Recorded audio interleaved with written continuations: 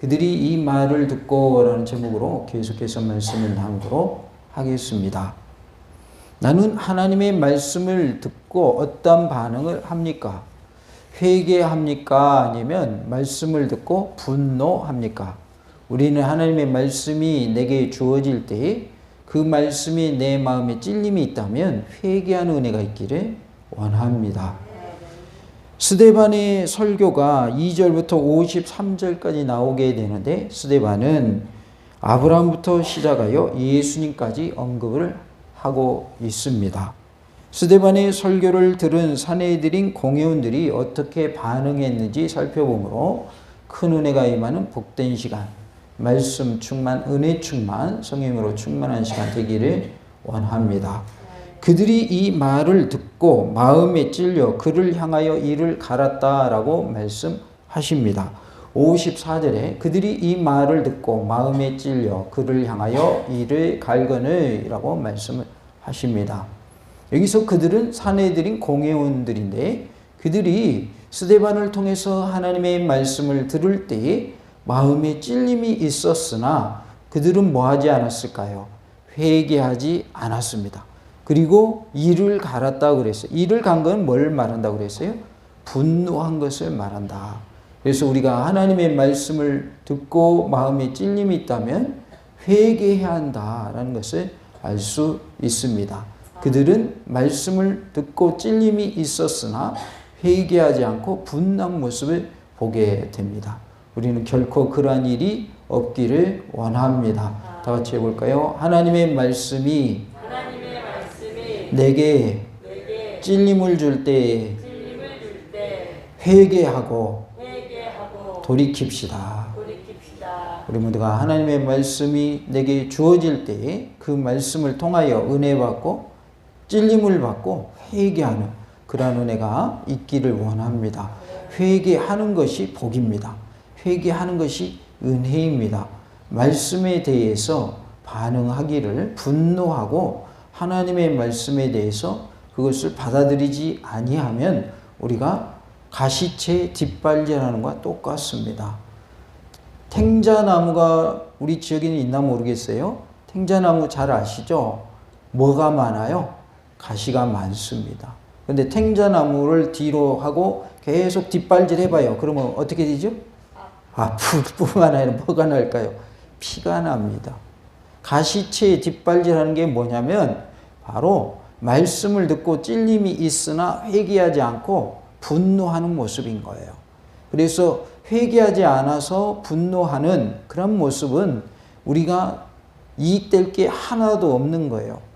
가시채에다가 뒷발질 해봐야 아프고 피만 나잖아요. 그러니까 회개하지 않아서 유익되는 것은 하나도 없다라는 것이죠.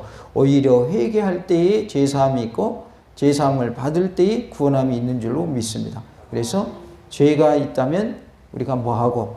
회개하고, 회개하면 뭐 받고? 제사함 받고, 제사함 받았으니 뭐 받아요? 구원 받는 겁니다. 그래서 우리가 천국 가는 방법은 죄를 회개해야 한다는 거예요. 회개할 때 구원이 있기 때문입니다. 오늘 본문의 사내들인 공회원들은 절대로 뭐하지 않았다? 회개하지 않았다는 거예요. 이것이 바로 인간의 완악한 모습인 것이죠.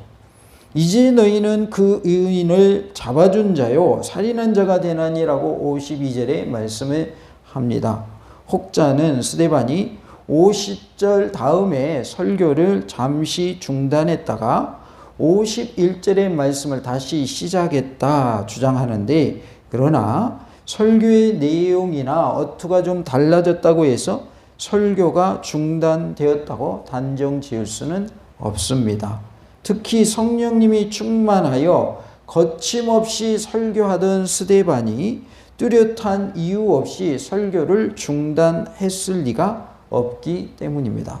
그리고 특히 스데반의 설교가 중단되었다면 누가는 그 사실에 대해서 자세히 설명을 하고 그의 설교를 계속 이어갔을 것입니다. 그런데 그러한 설명조차도 없는 것을 보아서 혹자의 주장은 옳지 않다 이렇게 보여집니다. 한편 이스라엘 역사에서 하나님의 선지자들을 이스라엘 사람들이 핍박하고 죽인 것에 대해서 많은 기록을 볼 수 있어요. 그래서 이스라엘 백성들이 선지자들을 죽이고 핍박한 것은 비일비재했다라는 것을 알 수 있습니다. 역대하 36장 15절 16절에 그 조상들의 하나님 여호와께서 그의 백성과 그 거하시는 곳을 아끼사 그랬어요. 아끼사 이 말은 사랑하사 그 말이에요. 하나님이 하나님의 백성과 하나님의 백성이 거하시는 곳을 아끼셨다, 사랑하셨다 그 말이에요. 부지런히 그의 사신들을 그 백성에게 보내어 이루셨으나 하나님의 사신들을 계속 하나님의 백성들이 보냈다 그 말이에요. 보내서 뭐하게 하셨냐면 하나님의 말씀을 전하게 하셨다 그 말이죠.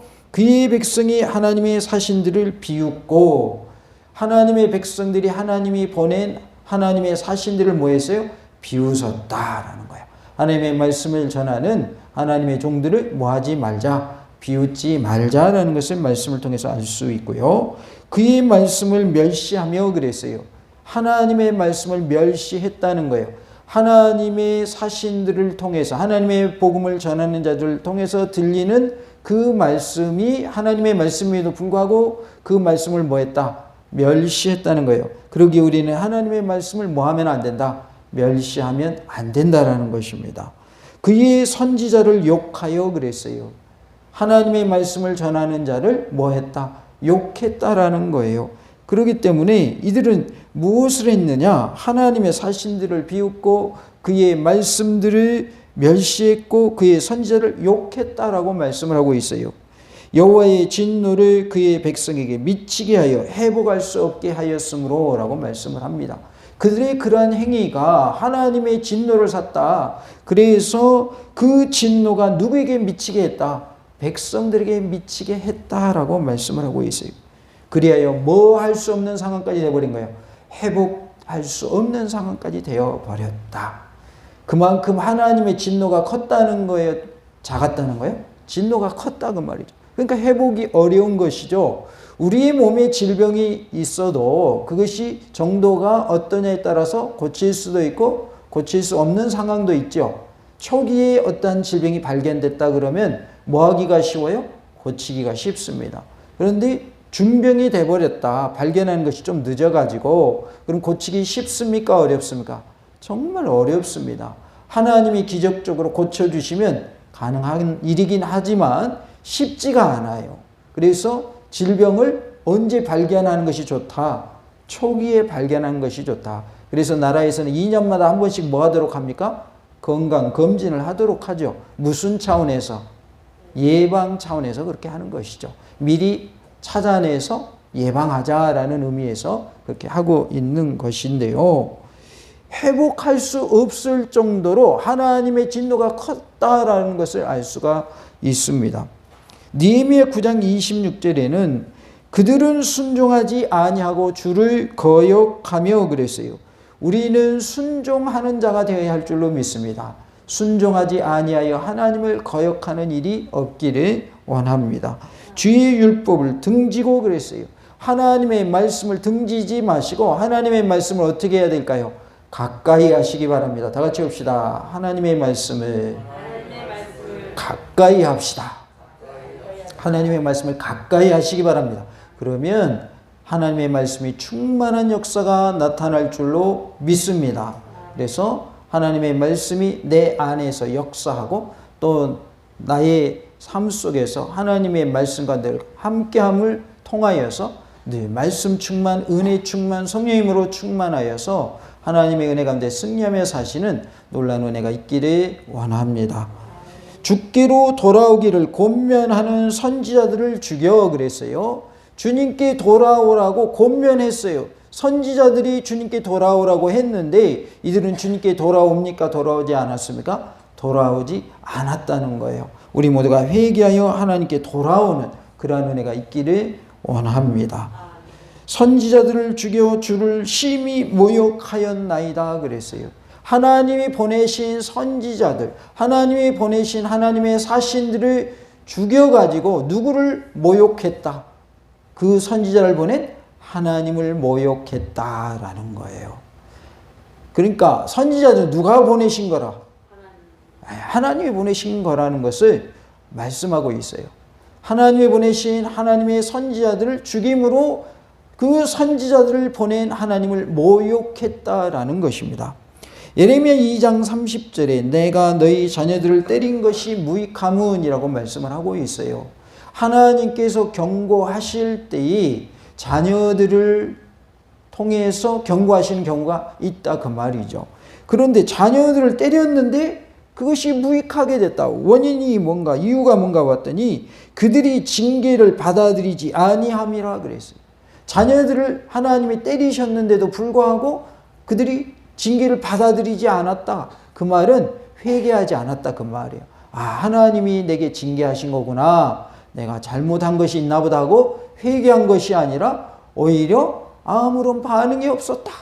그래서 자녀들 때린 것이 아무런 유익이 없다. 그래서 무익하다라고 말씀을 하고 있어요. 하나님께서 우리에게 경고하실 때는 내 주변을 먼저 하나님이 건드리십니다. 그것을 통해서 깨닫게 하셔요. 그래도 깨닫지 못하면 결국에는 누구를 하나님이 건드실까요? 나를, 나 자신을 건드리게 됩니다. 그러니까 내 주변에서 좀 이상 반응이 있다 그러면 그때 우리는 깨달아야 돼요. 아, 이것이 나에게 무슨 사인이다? 경고하시는 사인이구나. 나보고 뭐 하라고? 회개하라고 사인을 하시는 거구나. 지금 깨달으라고 하시는 거구나 라고 우리가 깨닫고 회개하는 은혜가 있기를 원합니다. 경고하셨을 때 알면서도 무시하는 경우가 있어요. 그러면 빨리 우리는 하나님께 부복해야 돼요. 엎드려야 돼요. 빨리 고집을 꺾어야 돼요. 때로는 깨닫지 못해서 끝까지 회개하지 않는 경우가 있어요. 그거는 방법이 없어요. 그러면 하나님께서는 주변을 건드리시는 것이 아니라 이제는 누굴 건드리신다? 그 사람 자신을 건드리십니다. 때리신다 그 말이에요. 회초리를 드신다 그 말이에요. 그러니까 주변 환경에서 뭔가 이상이 있다 그러면 내가 회개할 것은 없는가 돌아봐야 돼요. 하나님이 깨닫게 하셨는데 내가 그것을 받아들이기 힘들다면 하나님께 구해야 돼요. 하나님, 저 어떻게 하면 좋아요? 저 좀 도와주세요. 그러면 하나님께서 빨리 회개하도록 도와주십니다. 끝까지 버티잖아요. 그럼 결국은 그 회초리가 누구한테 온다? 나한테 온다는 거예요. 이 이스라엘 백성들의 모습을 보니까요. 너희 칼이 사나운 사자같이 너희 선지자들 삼켰느니라 그랬어요. 그래서 그들은 그들의 자녀를 하나님이 때리셨음에도 불구하고 징계를 받아들이지 않았고 오히려 사나운 사자같이 그들의 칼로 누구를 죽인 거예요? 선지자를 죽였다 그 말이에요. 선지자를 삼켰다 그 말은 죽였다는 뜻입니다. 이렇게 선지자들이 핍박을 당하고 고난을 당하는 주제는 유대 문학에서 여러 차례 반복되고 있어요. 그러니까 그러한 내용들이 문학 작품에서 많이 나온다 그런 뜻이죠. 유대 사회에서 높은 학식을 갖추고 있는 산헤드린 공회원들은 구약 성경을 통해서도 알 수 있었고 유대 문학에서도 반복되고 있는 이러한 내용들을 수없이 접했다 그 말이에요. 그래서 그러한 내용들을 이미 뭐하고 있다? 알고 있다라고 우리가 짐작해 볼 수 있다 그 말이에요. 왜냐하면 성경에도 많이 나오고 유대 문학에도 많이 나오기 때문에 하나님이 보내신 사신들인 선지자들을 죽인 내용이 많이 나온다 그 말이죠. 그럼에도 불구하고 그들은 깨닫지 못했고 혹시 깨달았더라도 뭐하지 않았다? 회개하지 않았다는 거예요. 그들은 자신들의 부끄러운 과거 역사에서 아무런 교훈도 얻지 못했다는 거예요. 우리는 역사적인 사건을 잊어서는 안 된다고 말을 합니다. 왜냐하면 다시는 그러한 역사의 잘못된 것들이 반복되지 않기 위해서는 그 역사를 뭐 해야 된다? 기억해야 된다는 거죠. 그래서 우리나라에서 교육을 할 때에도 역사적인 사건들 교육합니까? 안 합니까? 합니다. 우리 나라의 국사에 대해서도 가르치고 한국 역사에 대해서 가르치고 또 무슨 역사도 가르쳐요? 세계 역사도 가르칩니다. 그래서 한국사와 세계사를 통해서 교훈을 얻게 하는데 목적이 있단 말이에요. 일제강점기 시절, 그 다음에 6.25, 그 다음에 여러 가지 조선시대라든가 고려시대라든가 그 다음에 삼국시대라든가 그러한 여러 가지들을 교육을 시켜요. 그래서 우리 민족의 정체성에 대해서 가르치고 또 우리 민족이 이러한 침략을 여러 차례 받았는데 우리 민족이 지금까지 계속 맥락을 이어가고 있는데 다시는 침략받는 일이 없도록 우리가 앞으로는 잘해야 되겠다라는 그러한 마음을 갖게 한다 그 말이죠. 이스라엘 백성들도 성경 교육을 계속 할까요? 어느 때만 하고 그 후에는 안 할까요? 계속 합니다. 계속해요. 한 건강보조식품을 파는 회사가 하는 방법을 보았더니 요즘은 줌이라는 것이 있어요. 줌을 통해서 초청한 사람들만 들어와서 보게끔 그렇게 강의를 하더라고요. 그런데 그 강의 듣는 것을 잠깐 접하게 됐는데 오늘은 이 강사가 하고 내일은 저 강사가 해요. 근데 내용은 똑같은 내용을 가지고 강사가 하고 있더라고요.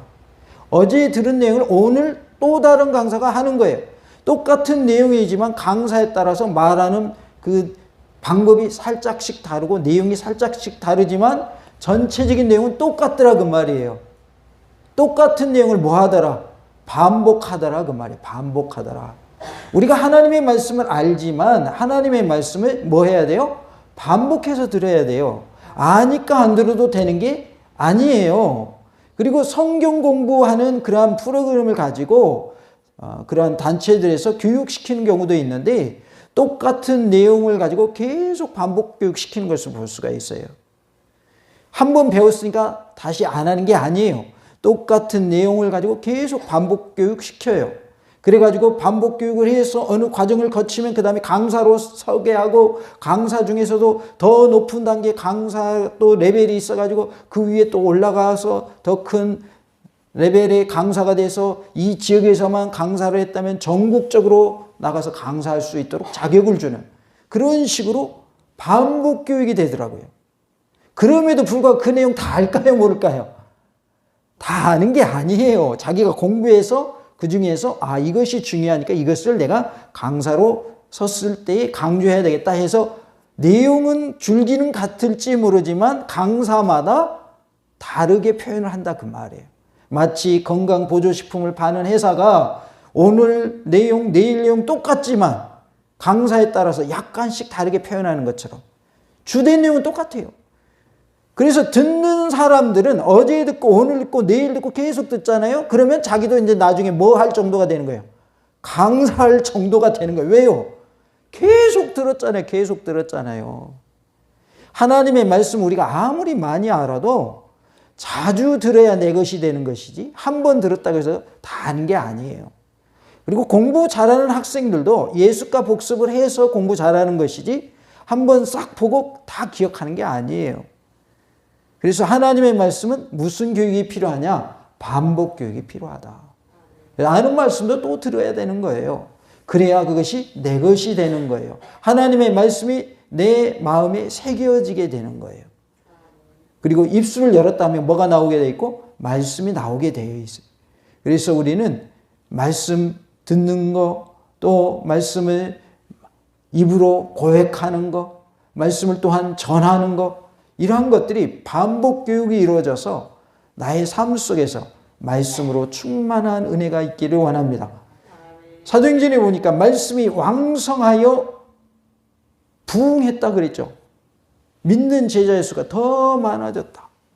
그런데 이 제자의 수가 많아진 그 왕성한 모습은 질적으로 성장하고 또 양적으로 증가한 모습을 왕성이라고 한다고 그랬죠. 그래서 말씀을 통하여서 우리의 신앙의 수준이 질적으로 올라가고 우리에게 말씀이 왕성하여져서 말씀을 통하여 믿는 자의 수가 점점 증가해가는 그러한 은혜가 있기를 간절히 원합니다. 우리에게는 하나님의 말씀대로 살아야 하는 그러한 의무가 있어요. 우리는 말씀대로 살아야 돼요. 이 산헤드린 공회원들의 모습을 보니까 과거의 역사에서 아무런 교훈을 얻지 못해요. 그러니까 얼마나 무딘가라는 것을 알 수가 있어요. 교훈이 있음에도 불구하고 과거의 교훈에서 교훈을 얻지 못했습니다. 심지어 메시아까지도 박해하고 십자가에 못 박아 죽이는 만행까지 저지르고 말았어요. 성경을 많이 아는 게 중요한 것이 아니라 아는 것을 가지고 삶 속에 적용하는 게 중요한 거예요. 그래서 머리로만 아는 예수님 필요 없어요. 그 머리로 아는 예수님 어디로 내려와야 돼요? 가슴으로 내려와야 되는 거예요.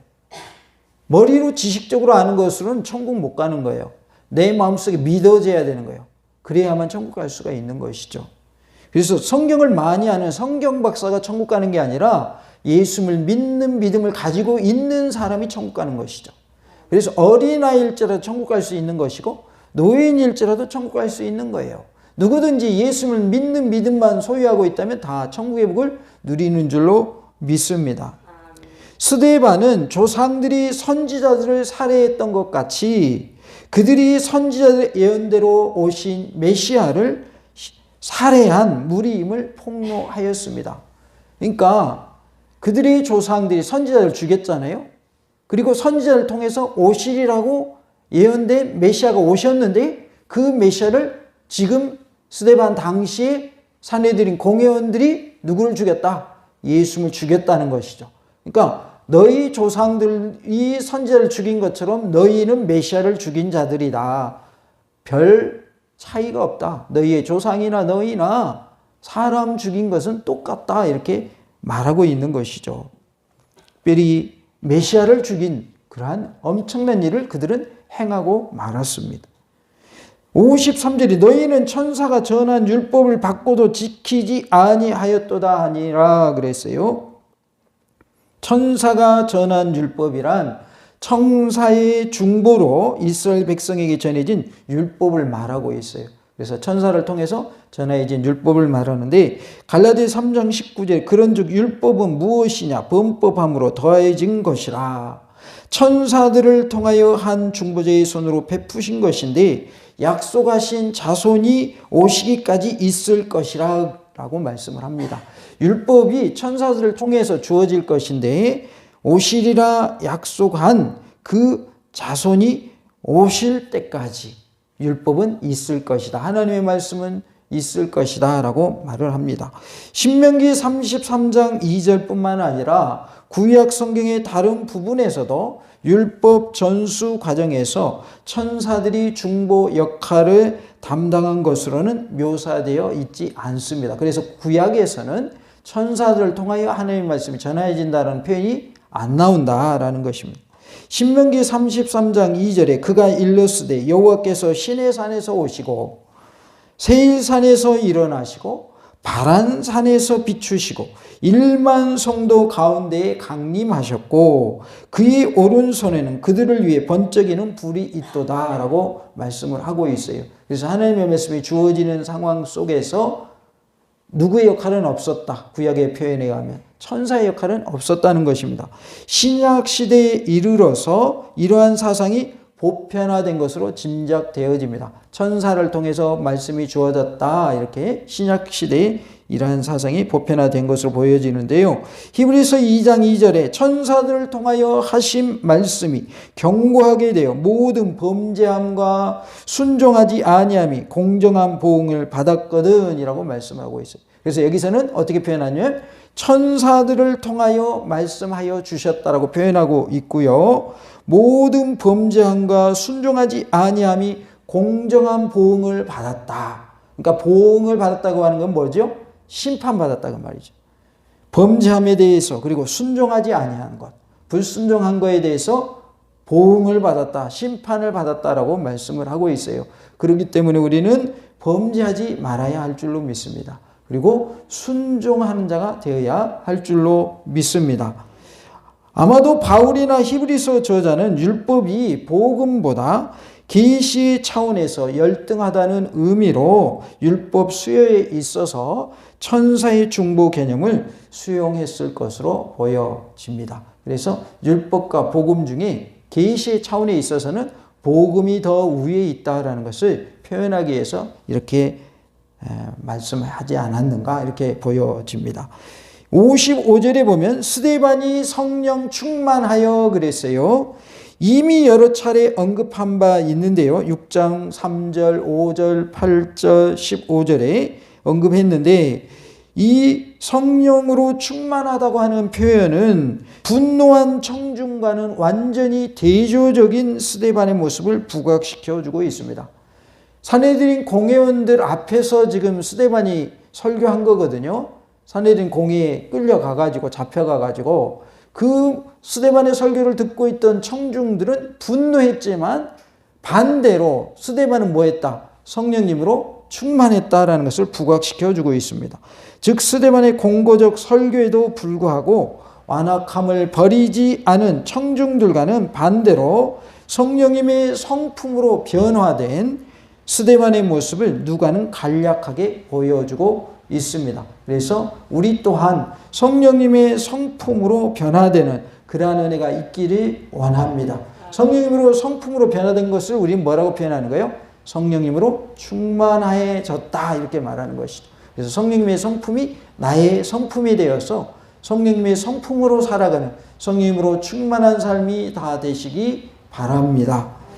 하늘을 우러러 주목하여 하나님의 영광과 및 예수께서 하나님 우편에 서신 것을 보고라고 55절에 말씀을 하고 있어요. 하나님의 영광과 및 예수께서 하나님 우편에 서신 것을 보았다고 했는데요. 보좌 우편에 서 계신 예수님의 모습이 하나님의 영광과 함께 언급된 것은 앞에서 진술된 예수님의 죽으심과 깊은 연관이 있는 것으로 볼 수 있습니다. 즉 유대인들에 의해서 죽임을 당한 예수님이 하나님의 영광 가운데 서 계신다고 하는 사실은 유대인들이 하나님을 대적했다는 간접적인 표현인가 동시에 스데반 자신의 증거가 신적인 권위가 지녔음을 강조하는 표현인 것이죠. 그래서 하나님의 영광과 및 예수께서 하나님 우편에 서신 것을 보고라고 표현하고 있다는 것이죠. 유대인들이 하나님을 대적했다는 것을 간접적으로 표현해 줍니다. 그리고 자신이 설교한 내용이 하나님의 신적 권위가 있다는 것을 표현해 주고 있어요. 따라서 예수님이 서 계신 모습 자체에는 큰 의미를 부여할 필요는 없습니다. 56절에 말하되 보라 하늘이 열리고 인자가 하나님 우편에 서신 것을 보노라 한데라고 말씀을 하고 있어요. 인자라는 표현은 예수님이 스스로를 말할 때 인자라 이렇게 표현을 많이 하셨습니다. 예수님을 인자라는 명칭으로 사용한 경우는 복음서들에 많이 나오고요. 복음서들 외에는 사도행전 7장 56절과 계시록 1장 13절 그리고 14장 14절 이렇게 표현이 되고 있는데요. 예수님께서는 이 명칭을 나라는 대명사에 대한 하나의 관용어법으로 사용하셨어요. 그래서 나라고 하는 표현을 무슨 단어를 썼다? 인자라 이렇게 표현을 하신 것이죠. 인자란 말은 무슨 말이에요? 사람의 아들이란 말이잖아요. 그러니까 하나님의 아들로서 이 땅에 오신 예수님을 스스로가 뭐라고 표현하신 거예요? 인자라 이렇게 표현을 하신 것입니다. 다니엘 7장 13절로 28절의 용례를 반영하는 명칭의 하나로 사용하셨던 것을 볼 수가 있습니다.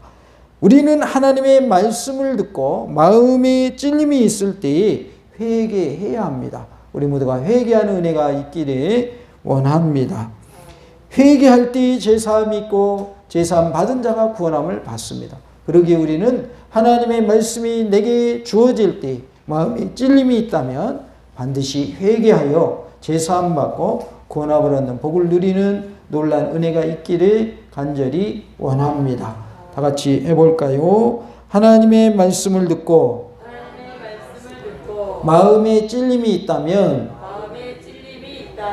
분노하지 말고 회개합시다. 우리 모두가 회개하여 제사함 받고 구원함을 얻는 복을 누리는 놀라운 은혜가 있기를 간절히 원합니다. 할렐루야!